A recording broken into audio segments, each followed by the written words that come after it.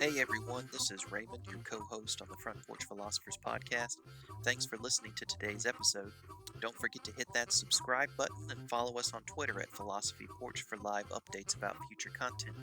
You can check us out on YouTube, Spotify, iTunes, and Google Play. You can also become a founding member of our podcast by going to patreon.com/fpphilosophers, where you can support our show, get access to our blog, and learn more about the host of the Front Porch Philosophers podcast. Thanks for listening.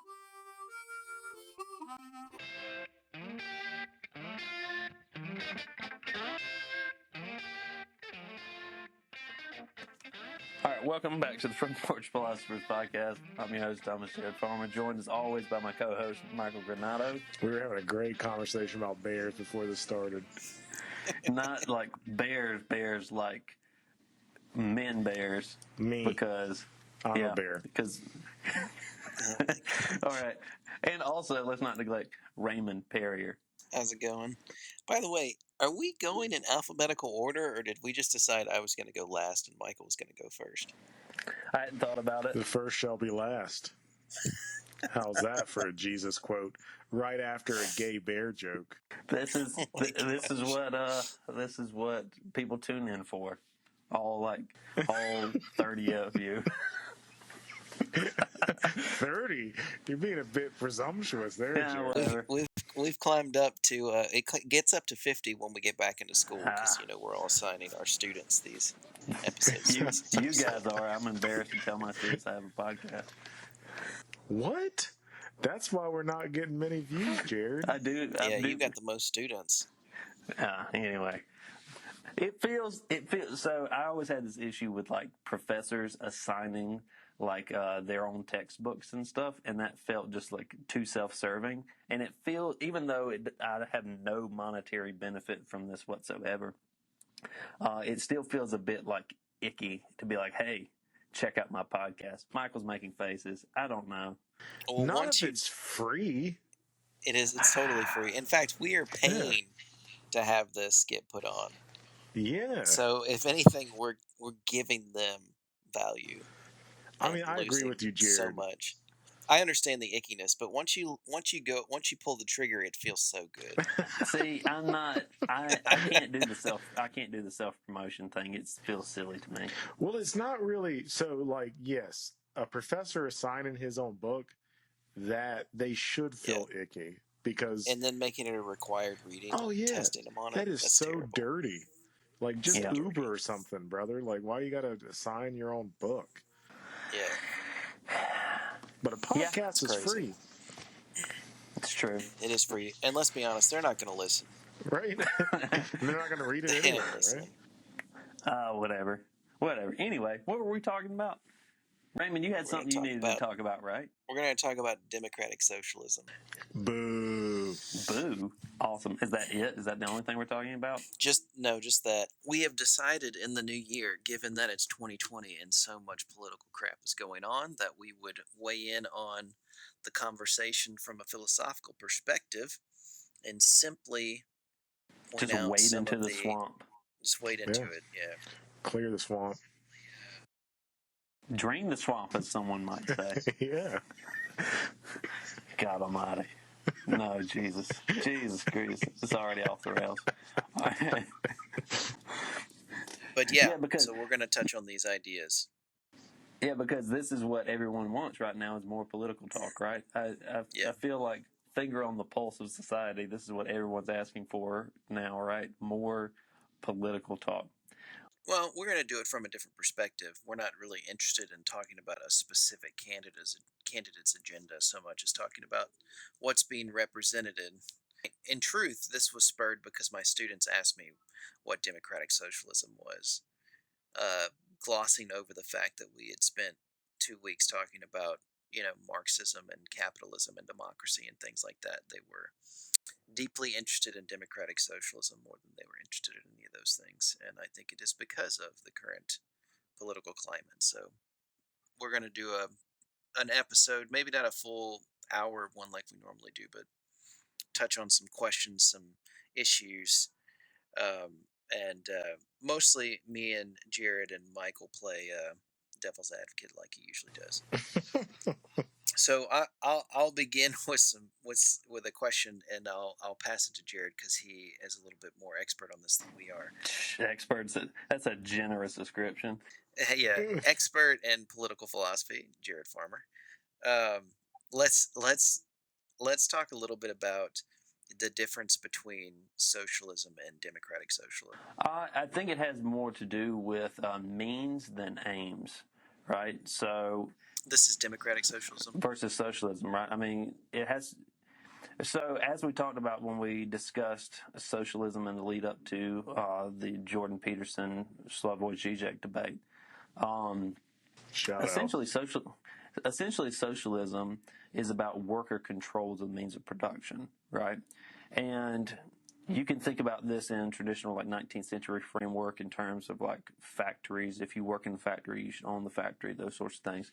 But really, it's about more participation of labor in the actual process of creating wealth, and then in a fair, more egalitarian distribution of the benefits which come along with labor. That's opposed to capitalism in terms of which the boss gets all of the majority of the profit which is rendered from the production of things. So when we talk about the distinction between socialism and democratic socialism, they have the same goals, right? So there's a bunch of different flavors of socialism, so it's an umbrella term. And the distinctions really have less to do, I think, with the actual goals, namely the creation of a socialist society, one where workers control the means of their own production, versus the different ways you go about doing that. So you can contrast democratic socialism instead with something like revolutionary socialism in the form of either Marxism or, say, anarchism.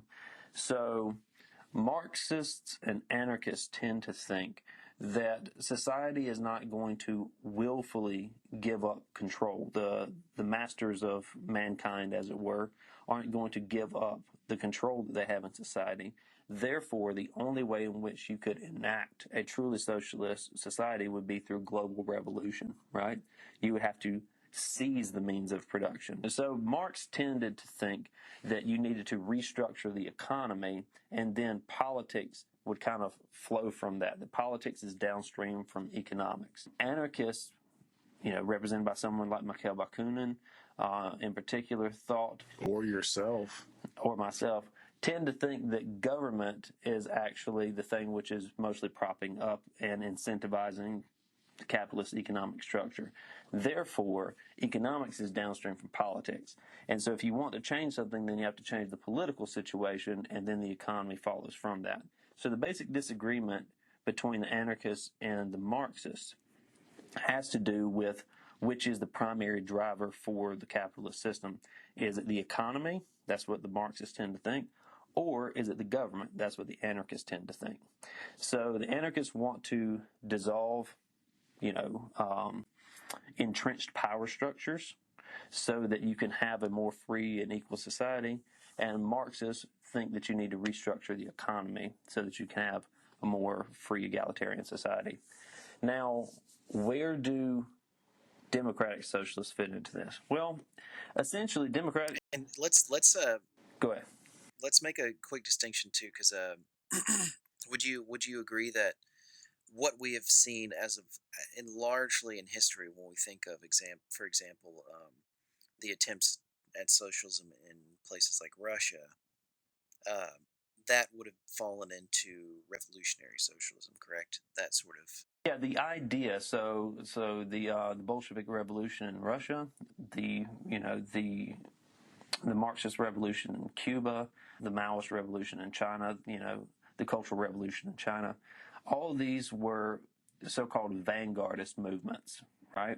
So they're mostly influenced by people like Lenin, who took some passages from Marx. So Marx talks about kind of the structure of a transition government. So they didn't think that you could have a socialist society settling alongside globalizing capitalist societies, right? This is the reason why you need a global revolution. You need to topple one capitalist regime after another until the whole world is kind of a worker's paradise. Now, this is a bit of a utopian conception of socialism, but this was the idea behind Marx. So Marx talked about kind of a holding action which would need to take place in those areas which create a socialist society until the global revolution. So he tended to think that the most advanced societies in the world would be the first to transition towards a socialist government because of kind of collective, what's the word I'm looking for?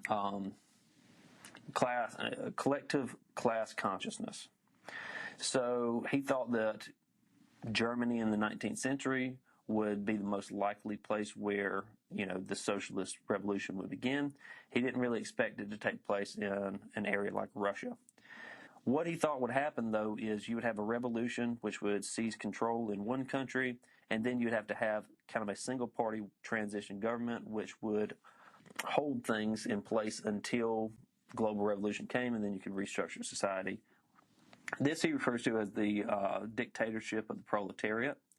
And this is, at least as far as my understanding goes, something that Lenin thought needed to happen. The problem was once you have this transition government, it just never kind of goes away. And then you no longer have actual socialism. What you have is kind of state totalitarianism.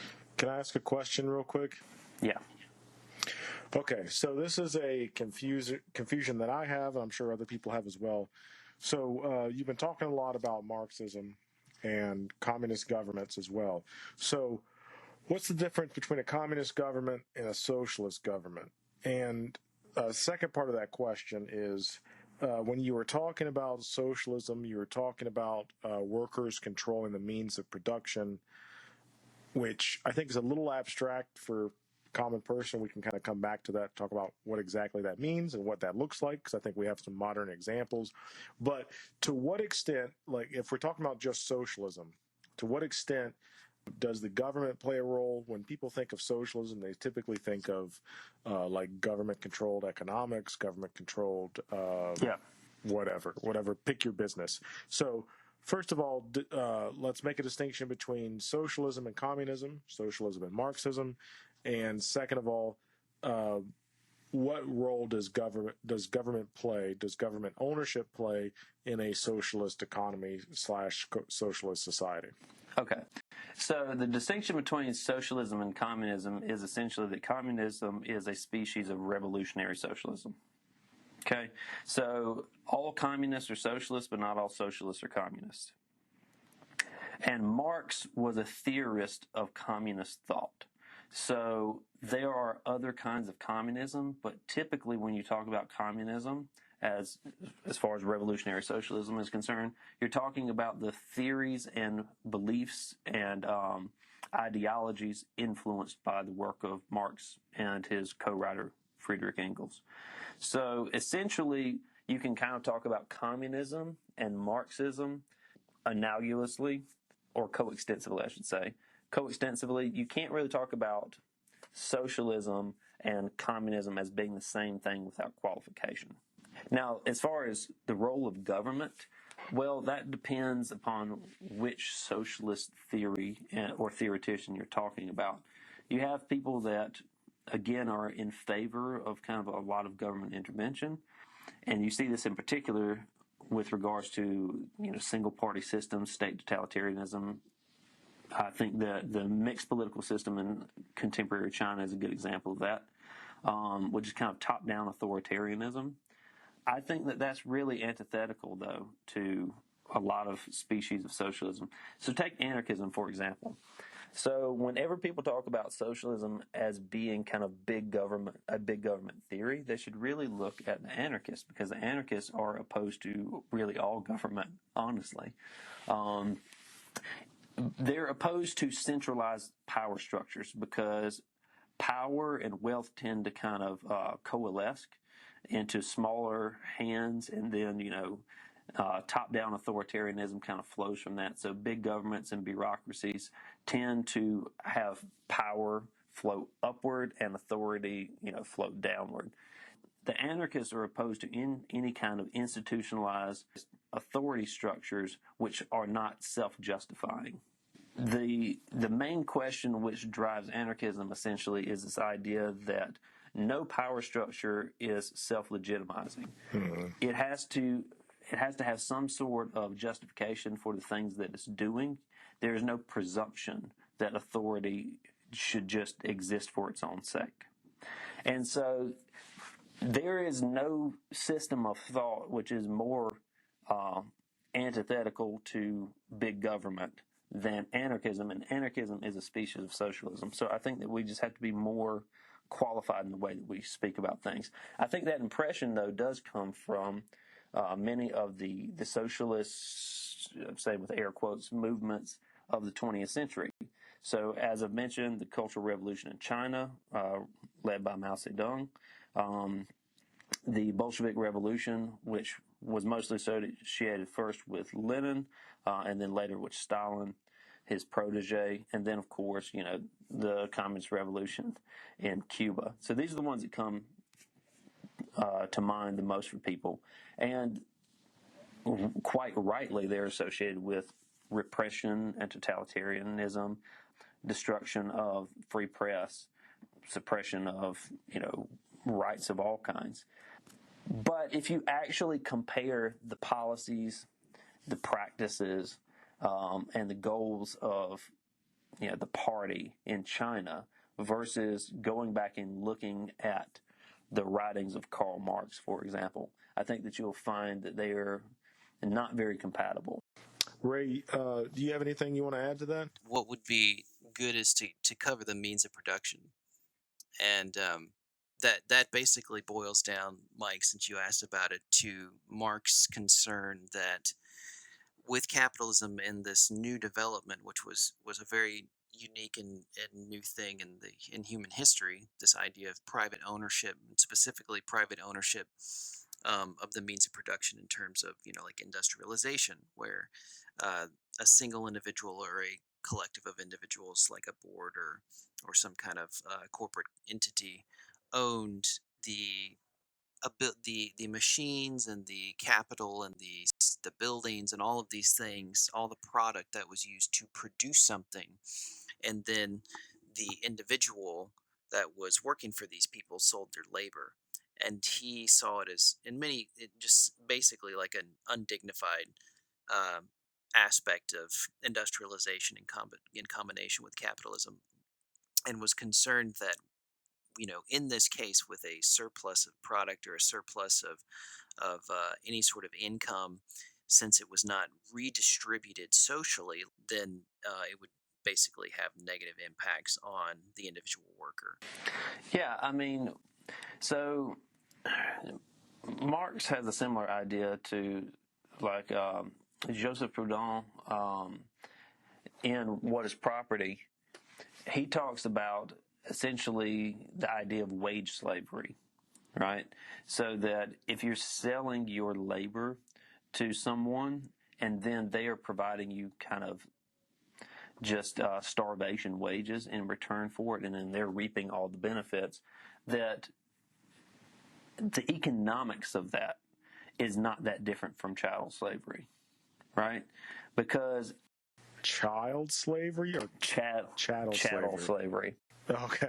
I was like, yeah, there's a big difference there. Is there, though? Because chattel slavery usually involved children as well. Anyway. True. No, chattel slavery. No.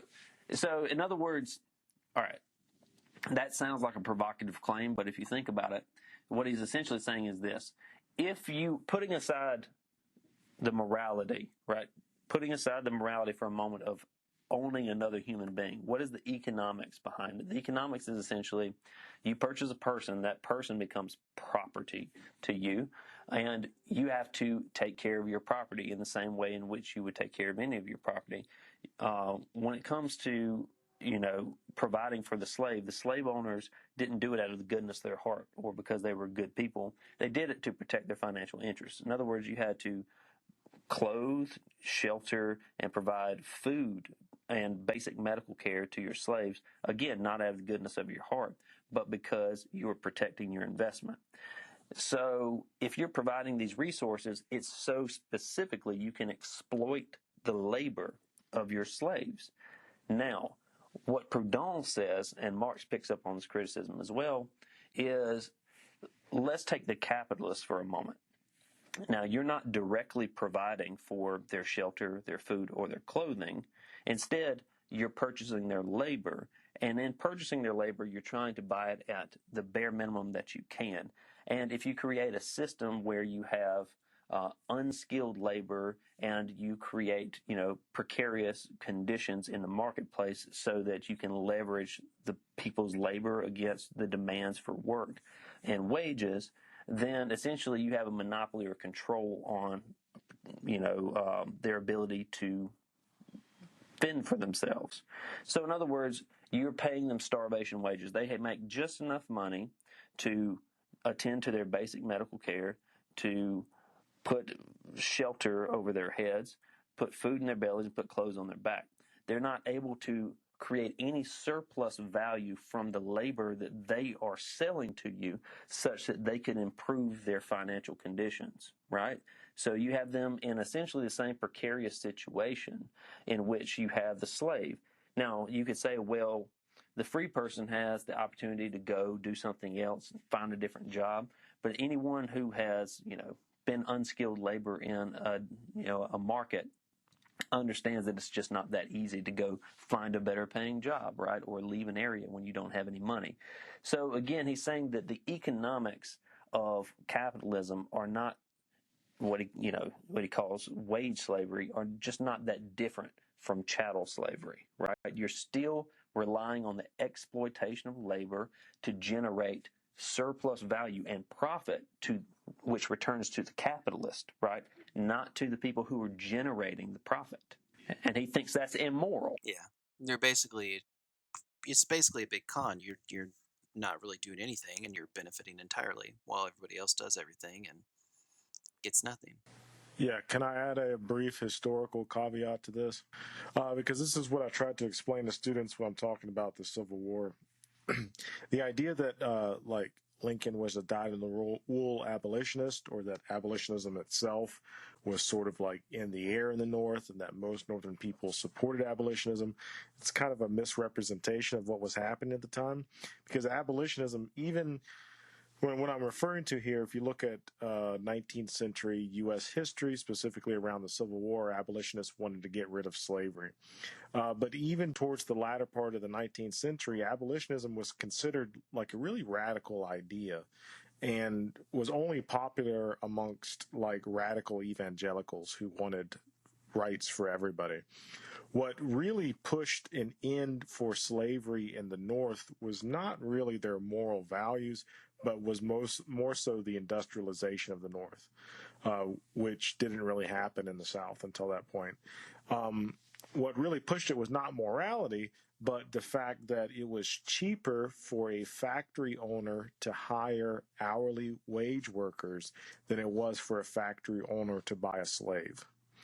It sounds kind of cold when you put it that way, but that is a major factor of why wage labor eventually won out over slave labor, especially in the northern states. And that's a major primer to the Civil War as well, because it was the ability of people outside of the South to undercut, agricultural products that were, largely the staples of economics in the South, that made them um, so pissed off. That was like one of the major things, that they were getting the stock exchange in New York was giving people in California and other places in the West, where in the North, where industrialization was taking root, better deals. And and at the time that was crippling to the economy. So Well, it undermines a specific narrative. Well, because the way that I don't think it's that we're taught this way necessarily so much as we kind of absorb it from the culture, which is the idea that slavery happened because certain people hated black people and that it was racial animosity which drove slavery. And, all that really had to happen was people had to be demonstrated that it had to be demonstrated to white people that black people were human beings. And then once you could demonstrate that, then the moral imperative to treat people equally just kind of took over. That's almost entirely wrong. The cold, hard fact, right, of slavery in the antebellum South was that it was driven by the indifference of market forces. You had individual actors who decided that it was in their financial benefit to exploit the labor of other people, and the immorality of putting, your own financial interests above the bodily well-being of an entire race of people is incomprehensible. But that's what drove it. Just like as Mike said, the thing which undid slavery really was that the market incentives changed. It wasn't the kind-heartedness of a few abolitionists. It was market forces changed. And that undermines the narrative about kind of like this white savior complex that people, tend to have, which is it was really a handful of abolitionists which were on this mission to demonstrate the immorality of slavery. Yes, that was there, and of course slavery is immoral and it should have never existed. But the reason why people changed en masse with regards to this was not just because we fought a war over it that the South lost, but because the economics changed. And that's super depressing to think about. And I don't want to get, Right? Because if the economics had not changed, would we still have people defending slavery? Pretty sure we would. Not to get bogged down in, historical talk, but, this also undermines a different narrative that slavery was sort of on the way out. That because of the Enlightenment and that because of all these great ideas, people were starting to slowly realize that everyone should be treated as equals. When in fact, there was no economic incentive for Southerners to give up their slaves, and there was zero cultural indication that they planned on doing it in the first place. Slavery was deeply entrenched into the Southern society, and because of how the Southern economic system was set up, to get rid of slavery was to get rid of the South, monetarily speaking.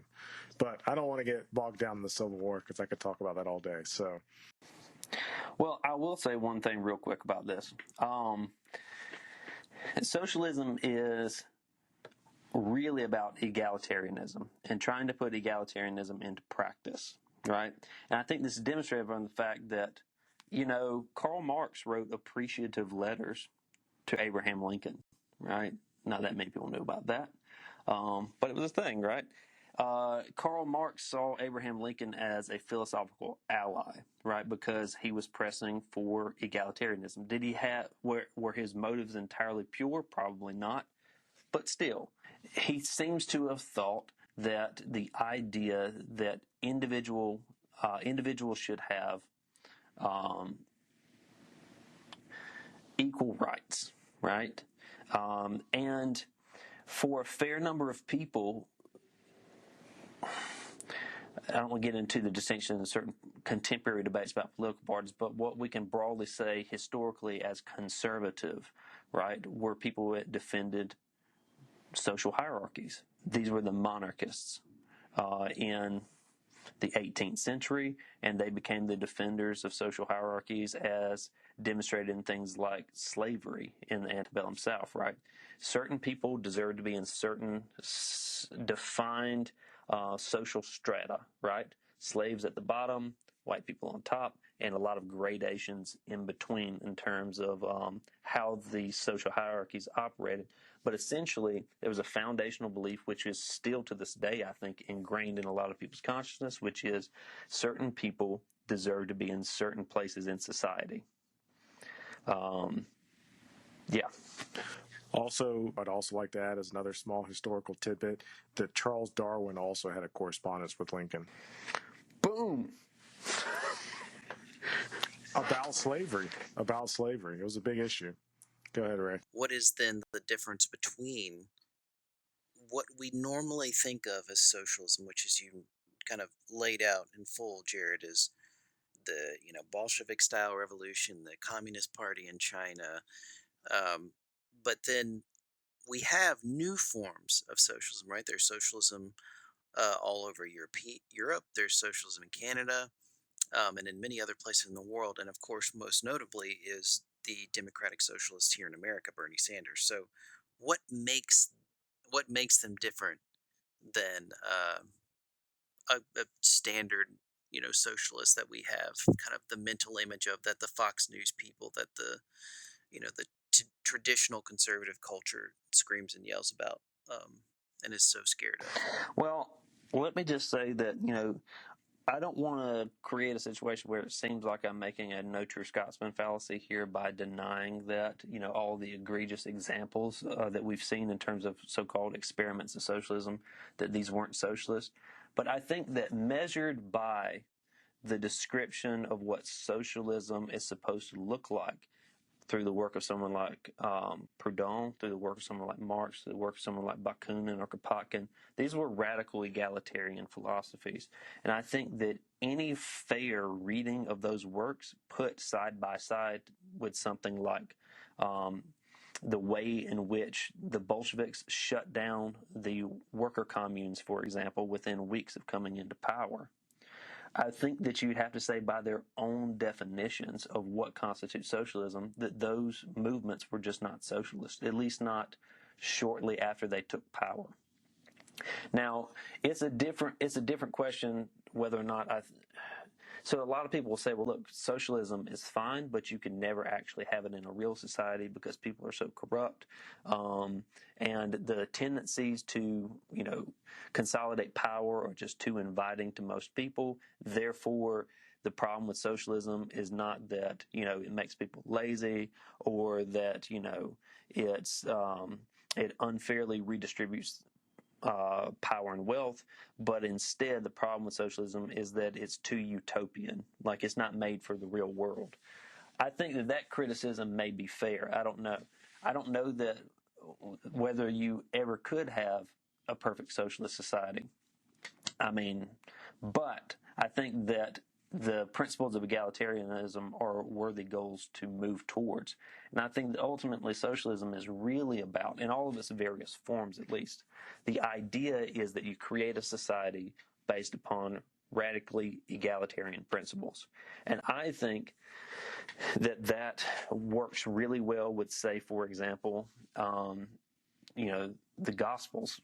The first work by an anarchist that I ever read was Kingdom of God is Within You by Leo Tolstoy. And that is a work which is mostly driven by a sort of pacifism, right? It's a defense of pacifism. But it's like if we take the gospel seriously, then you have to say that all of these social hierarchies and distinctions that we've made, that these are man-made and that they're antithetical to the message of Jesus Christ. And so if you at all take, and I'm not saying that you should necessarily, but if you take the message of Jesus Christ as being important in some way, then I think that you have to contend with the idea of egalitarianism. And I think that that's best represented by political philosophies which drive for it, even if they're imperfect.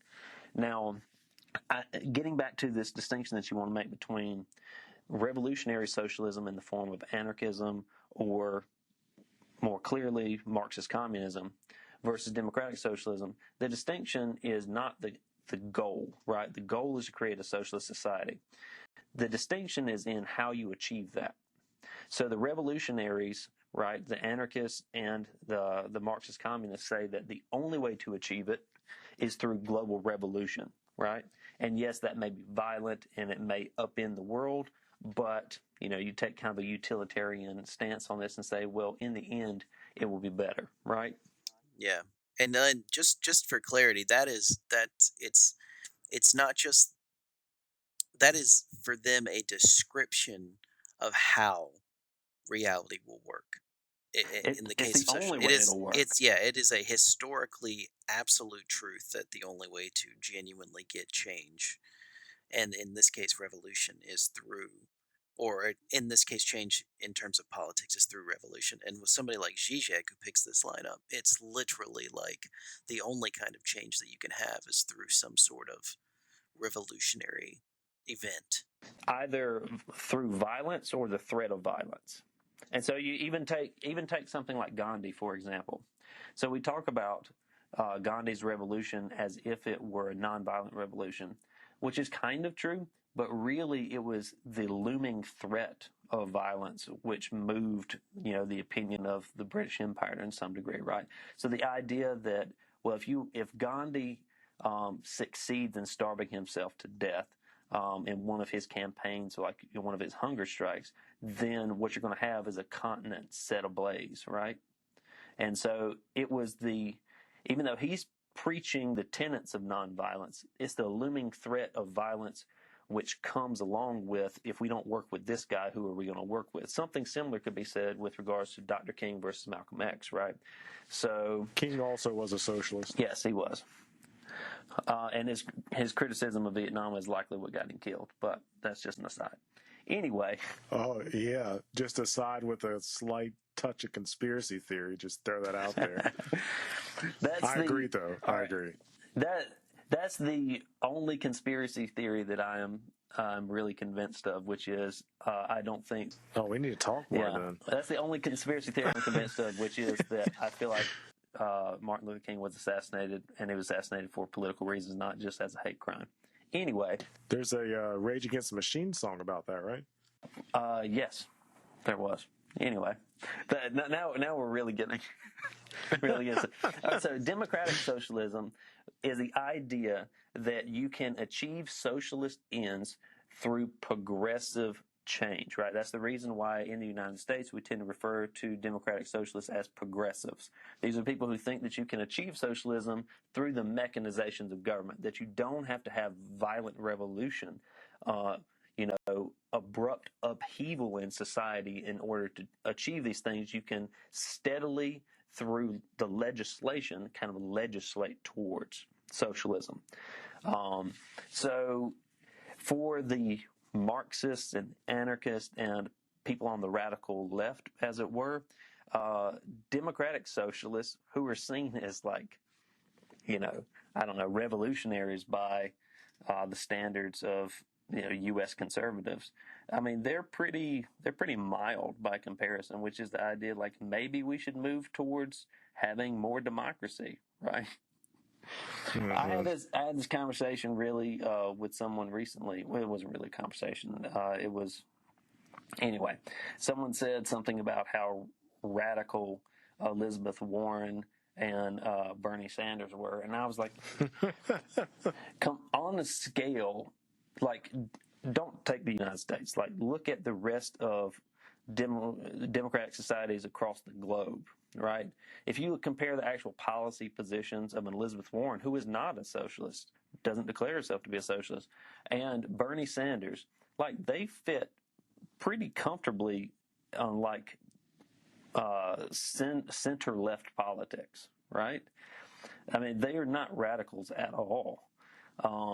So it's amusing to me when people talk about how revolutionary Bernie Sanders is. I mean, he's fine, but he's not the scary revolutionary that a lot of people think he is. He's pretty tame in terms of his politics. It's just because because the center is so big right now. I mean, the right wing of the Democratic Party and the left wing of the Republican Party are virtually one and the same thing. And then you have, fundamentalists on one side and then social democrats on the other, and they seem super radical. But when like you said, Jared, when you compare it to how many other political nation states in the first world have gone to social democracy, they don't really seem radical at all. They're actually quite normal. Most of these countries are also operate on a parliamentary system, which is about power sharing agreements. So they don't just have a right-left divide. Yeah. And so that being the case, most of these countries have social democrat parties, right? Social democrat parties are essentially democratic socialists in the American context. Yeah. These are, kind of center-left progressive movements. And then most of these countries, take Italy for example, they also have like a communist party which participates in the parliamentary system, right? And so these only seem like extremes really because of the conditions of the Cold War and because of kind of the right-left two-party system that we have. I mean, we have other parties in this country, but because of the way in which we've structured government as kind of a winner-take-all situation, you can't really have you can't have viable third parties because there's no power-sharing agreements that they can have like you would have in a parliamentary system. So these terms have become mystified through our discourse because we make them big, scary words. Socialism, these are just ways of discussing ways of structuring society, right? And it, as you said, it doesn't have to be like on a grand scale even. If you have businesses which just decide to structure themselves in this way, they can still exist within a capitalist structure. But the monetary incentives for a lot of people mean that they don't want to share the profit with their underlings, right? They want to reap all of the profits and then kind of see the people that work for them as a business expense. Yeah, and it's not just a quality of life type thing, but it's I think it's becoming more obvious to people that cooperative economic endeavors actually end up giving more profits back to you as an individual than the rare chance that you might. Not just that, but it incentivizes a better quality. Yeah, it does. It does. I mean, all right, so let's take the example that you had. Let's say that you're a waiter and you're not even making minimum wage because the expectation is that you're going to get tips, right? So you're making like shit wages. You're not getting any real money. And the expectation is that you're going to get some tips. And so you're scraping by. Meanwhile, the guy that owns the restaurant, as you said, never steps foot in the restaurant. He doesn't know what goes on a day-to-day basis, doesn't much care as long as he gets the check sent to him, right?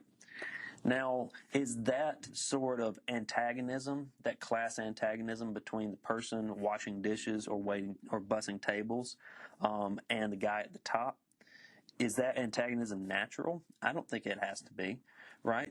Doesn't it make more sense to say everyone who works here owns a part of the business, and then that incentivizes you to work harder, right? Because if the business is doing good, you're doing good.